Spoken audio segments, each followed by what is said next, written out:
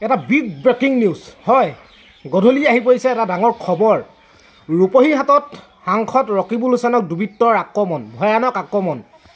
হয় এজন সাংসদক যিজন সাংসদৰ ওচৰত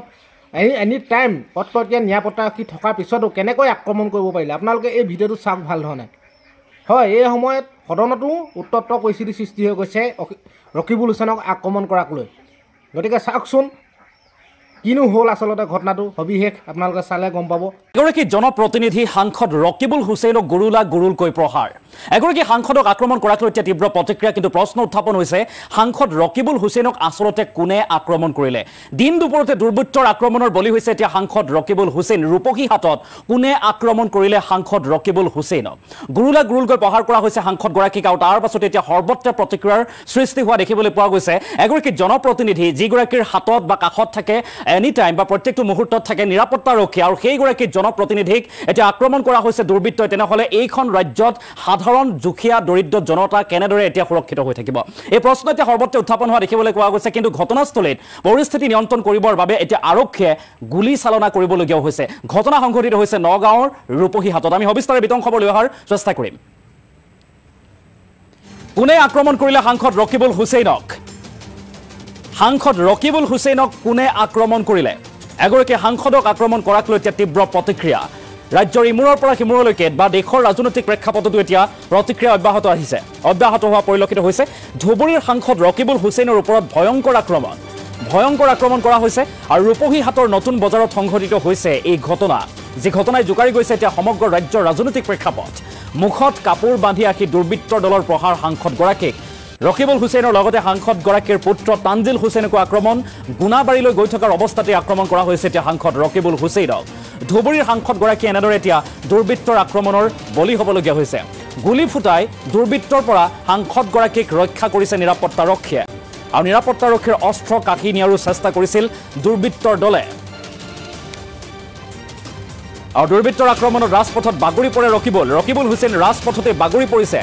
আমি দৃশ্যাংশ দেখুৱাৰ চেষ্টা কৰিম কোনে আক্ৰমণ কৰিছে সাংসদ ৰকিবুল হুছেইনক সৰ্বত্ৰ প্ৰতিক্ৰিয়া সেই দৃশ্যাংশ আমি দেখুৱাইছোঁ কেনেদৰে বেট লৈ এই বেটখনে লৈ আক্ৰমণ কৰিবলৈ উদ্যত হৈছে দুৰ্বৃত্ত আৰু তাৰ পাছত বাগৰি পৰিছে ৰাজপথতে বাগৰি পৰিছে সাংসদ ৰকিবুল হুছেইন আমি দৃশ্যাংশ দেখুৱাইছোঁ এখন বেটেৰে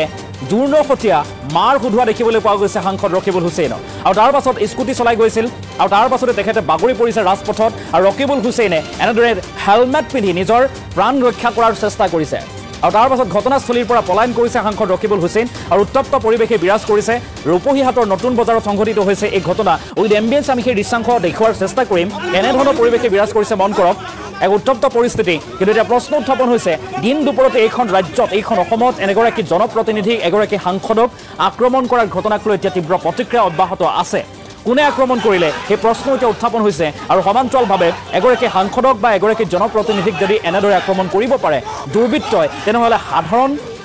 জনতা কিমান সুৰক্ষিত সেই প্ৰশ্ন এতিয়া উত্থাপন হোৱা পৰিলক্ষিত হৈছে আৰু ঘটনাক লৈ এতিয়া চেপা উত্তেজনাই বিৰাজ কৰিছে আৰু ইতিমধ্যে সদনৰ মজিয়াটো বিষয়টোক লৈ আলোচনা হৈছে ৰকিবুল হুছেইনক যিহেতু আক্ৰমণ কৰা হ'ল আৰু সদন চলি আছে আৰু কোকৰাঝাৰত চলি থকা সদনৰ মাজতে বিষয়টো উপস্থাপন হৈছে বা উত্থাপন হৈছে আৰু তাৰ পাছতে মুখ্যমন্ত্ৰী ডক্টৰ হিমন্ত বিশ্ব শৰ্মাই ঘোষণা কৰিছে যে ৰকিবুল হুছেইন যদি চামগুৰি সমষ্টিলৈ যায় তেতিয়াই তেখেতৰ নিৰাপত্তা বৃদ্ধি কৰা হ'ব আৰু এনেদৰে ঘোষণা কৰিছে মুখ্যমন্ত্ৰী ডক্টৰ হিমন্ত বিশ্ব শৰ্মাই নিৰাপত্তাৰক্ষীয়ে গুলী ফুটাবলৈ বাধ্য হৈছে আৰক্ষীৰ শূন্যলৈ গুলী চালনা কৰিছে পৰিস্থিতি নিয়ন্ত্ৰণ কৰিবৰ বাবে আৰু সমগ্ৰ ঘটনাক লৈ এতিয়া ৰাজ্যৰ জুৰি তীব্ৰ প্ৰতিক্ৰিয়া অব্যাহত থকা দেখিবলৈ পোৱা গৈছে সাংসদ ৰকিবুল হুছেইনে এই সন্দৰ্ভত কি প্ৰতিক্ৰিয়া আগবঢ়াইছে মন্তব্য আহি পৰিছে মন্তব্য আগবঢ়াইছোঁ তিনিখন আমাৰ মটৰচাইকেলেৰে মোৰ চিকিউৰিটি দুজন আৰু মই আৰু তানজিল আৰু এখনত লৈ আমি আহি আছিলোঁ আহি থাকোঁতে পুলিচে আমিও গম পাইছিলোঁ তাত ৰখি আছে বুলি কিন্তু এনেকৈ ব্যক্তিগত গাত মাৰি পেলোৱাৰ বুলি আমি ভবা নাছিলোঁ এছপিক যেতিয়া ক'লোঁ এছপিয়ে ক'লে যে মই অচিক কৈ দিছোঁ আৰু সেইমতে মই এজন ছিনিয়ৰ মানুহ মই আগতীয়াকৈ যোৱাকালিও কথাখিনি জনাইছোঁ লিখিতভাৱে জনাইছোঁ আৰু এইখিনি আপোনাৰ অচিক মই কথা পাতিলোঁ অচিয়ে ক'লে যে আপুনি আহক আহিলে আমি আপোনাক ৰূপহী তিনিআলিৰ পৰা আমি লৈ যাম মিটিঙলৈকে থৈ দিম অলপ দূৰ লাগে তাৰপিছত মই অহা ৰাস্তাত আকৌ অচিক ফোন কৰিলোঁ অচিয়ে কৈছে যে মই তিনিআলিত ৰখি আছোঁ আপুনি আহক মই তিনিআলিত আহি যেতিয়া মই মটৰচাইকেল দুখনত উঠি এখনত উঠি আৰু দুজনত মই চিকিউৰিটি উঠি মই যেতিয়া আহি আছিলোঁ তেতিয়া দেখিলোঁ যে অচি তাত নাই অচিক আকৌ ফোন কৰোঁতে ক'লে যে মই কলেজৰ ওচৰত ৰখি আছিলোঁ তাৰমানে অচি সেইফালেদি আহোঁতে যি 20-30টা ল'ৰা আমাৰ ডকাইত চুৰ দিন দুপৰত দিন ৰখি আছে, যিসকলক আমাৰ ইলেকশ্যনৰ সময়ত আমাৰ MLA সকলক গাড়ী ভাঙাৰ পিছতো বিভিন্ন ধৰণে অত্যাচাৰ কৰাৰ পিছতো কোনো একশ্যন হোৱা নাই। হিমন্ত বিশ্ব শৰ্মা ডাঙৰীয়াই ৰাতি ৰাতি তেওঁলোকৰ লগত অপেনলি খোলাকৈ যেতিয়া কথা পতা আৰম্ভ কৰিলে তেখেতসকলৰ সাহস বাঢ়ি গ'ল, আৰু সেইকাৰণে আজি দুৰ্দান্ত ডকাইত চুৰ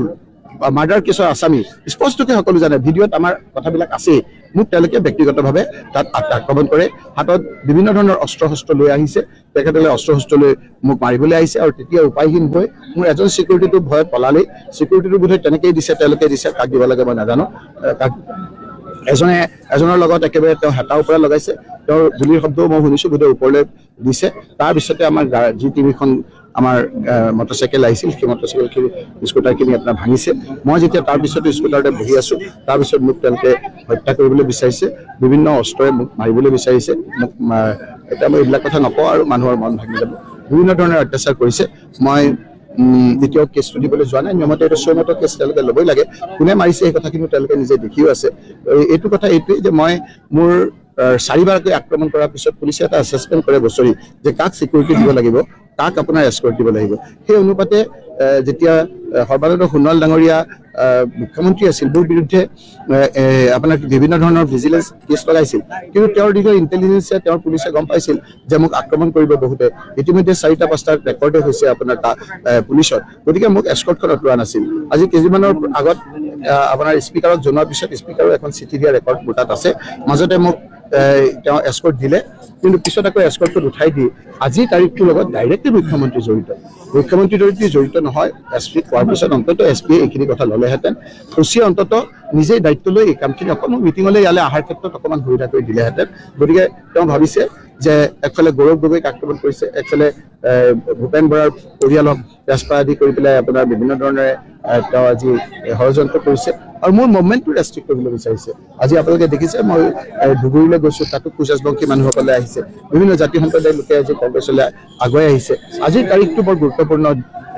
যদি মই জীয়াই থাকোঁ, বোধহয় মোক মাৰি পেলাব, যদি মই জীয়াই থাকোঁ, জীয়াই থকালৈকে মই মুখ্যমন্ত্ৰী হিমন্ত বিশ্ব শৰ্মাৰ কথাবিলাক ক'ম, আজিৰ পৰা আৰু বেছিকৈ ক'ম, ৰাইজৰ মাজত থাকিম। খালি আমি এটা কথা কৈছোঁ যে সকলোৰে মিলনেৰে থকাৰ কাৰণে, জাতি জনগোষ্ঠী সকলো মিলনৰ কাৰণে আমি যুঁজিম, সাহসেৰে যুঁজিম। মোক মাৰি পেলাই একেবাৰে উশাহ নিশাহ বন্ধ কৰাকৈ নামাৰালৈকে, উশাহ থকালৈকে মই ৰাইজৰ পক্ষত থাকি ৰাইজৰ লগত যুঁজিম। মই এটা সিদ্ধান্ত ল'ব লাগিব যে হিমন্ত বিশ্ব শৰ্মাৰ ভয়ত কেঁকুৱা হৈ মই ঘৰৰ ভিতৰত সোমাই থাকিব লাগিব নে মই ৰাইজৰ ওচৰত থাকিব লাগিব। আজি মোক আক্ৰমণ কৰাৰ পাছতো মই ৰাইজৰ মাজলৈ আহিছোঁ, আপোনালোকে মোক বিচাৰি বিচাৰি ইয়ালৈ আহিবলগীয়া হৈছে। এইকাৰণে মই কৈছোঁ যে কোনো ক্ষেত্ৰত মোক বাধা দি ৰাখিব নোৱাৰে। আজি মই কংগ্ৰেছৰ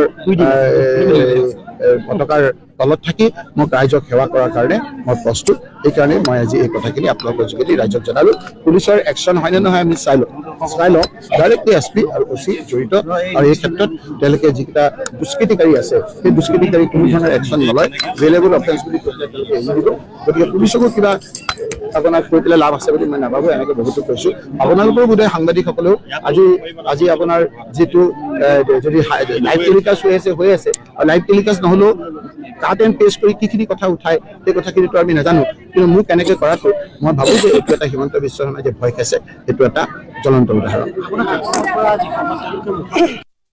মইতো চিনি পাইছোঁৱেই, চিনি পাইতো ইয়াৰ আগতো ৰেকৰ্ড আছে একেকেইটাই। যেতিয়া এবাৰ আজি হিমন্ত বিশ্ব শৰ্মাই ইমানকৈ উৎপাত বাঢ়িছে, তেওঁ কৰা কুকৰ্মৰ বিচাৰ নোহোৱাৰ কাৰণে হৈছে। এই ল'ৰাকেইটাই যেতিয়া আমাৰ বিভিন্ন ক্ষেত্ৰত কুকৰ্ম কৰি কোনো ধৰণৰ আপোনাৰ তেওঁলোকক শাস্তি দিয়া নাই, আৰু বাঢ়ি গৈছে। তেওঁলোকক কৈছে যে আজি মাৰি পেলা হ'লেও ৰখাব লাগে। তেওঁলোকৰ প্ৰতি যিটো ইনষ্ট্ৰাকশ্যন কৈছে, মানুহ মাৰি পেলালেও চিন্তা কৰিব নালাগে, মই আছোঁ। আজি মইতো ইয়ালৈ আহিলোঁ মিটিঙত, মোৰ এটা সিদ্ধান্ত ল'ব লাগিব যে মই ভয়ত পেটোৱা হৈ এজাহাৰৰ পিছে পিছে দৌৰি এজাহাৰ দিম নে মানুহৰ লগত মিটিং কৰিম। মই মানুহৰ লগত মিটিং কৰাটো মই শ্ৰেয় বুলি ভাবিছোঁ, আৰু মানুহৰ মাজলৈ মই আহিছোঁ।